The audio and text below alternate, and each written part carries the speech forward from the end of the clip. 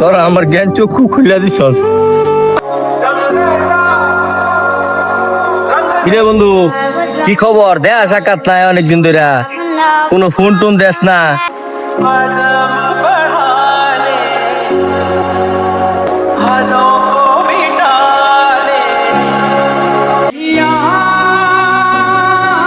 কিরে দোস্ত, তখন কেউ রে দেখি না, কোনো খোঁজ খবর নাই।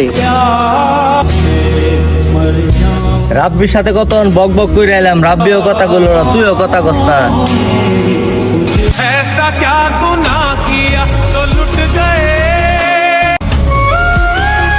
কিরে হঠাৎ করে ওরা আমার সাথে এরম ব্যবহার করতেছে কে? কথা কইলে কথা কনা, আগে তো এরম আসিন না, বুঝলাম না ব্যাপারটা।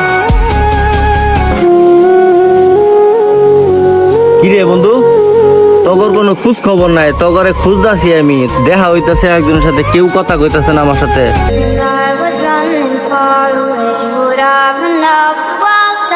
কি হইছে তগর, তুই আমার কষে ভাই? কোনো বন্ধু আমার সাথে কথা কইতাছে না, রাব্বি না, হোসাইন না, তুই না, তগর সমস্যাটা কি? না আমি কোনো দোষ করছি?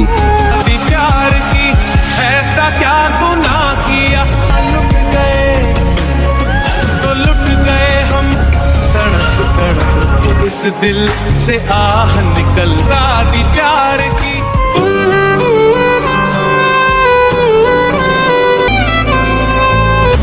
কিরে তোরা নবই বই গেম খেলতেছ আর আমি তো করে খুঁজা মরি।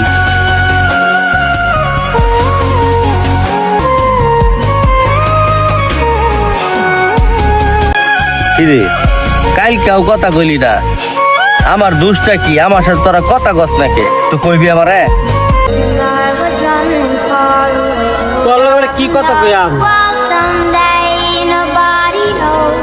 তুই এত শিক্ষিত মানুষ, আমার হলো মূর্খ মানুষ, এত লাখ লাখ টাকা কামাই করস, বউ ফুলামলে ডাস আর তো ঠিকই শুয়ে থাকস, কিন্তু নিজের মারা যায় সে ঘরে অসুস্থ হয়ে চিকিৎসার অভাবে মরতেছে, একদিন খোঁজ খবর লস।